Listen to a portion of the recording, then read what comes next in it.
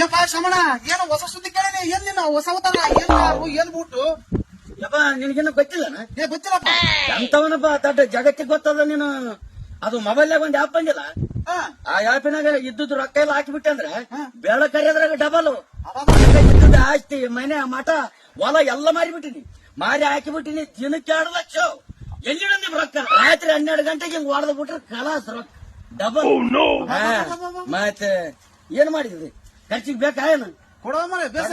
ತಗಪ್ಪ, ತಗ. ಏನ್ ಓಟ್ ಸೊಯ್ರೋ ಮರ ನಾಳೆ ಹೆಂಗದ ಅಂತ ಬಂದೈತಂತ ಎಮ್ಮೋ, ಅದು ಯಾಪ ಬಂದೈತಂತ ಎಮ್ಮೋ. ಏನೋ ಶಮಣ ಏನ್ ನಿನ್ನ ಅವತಾರ?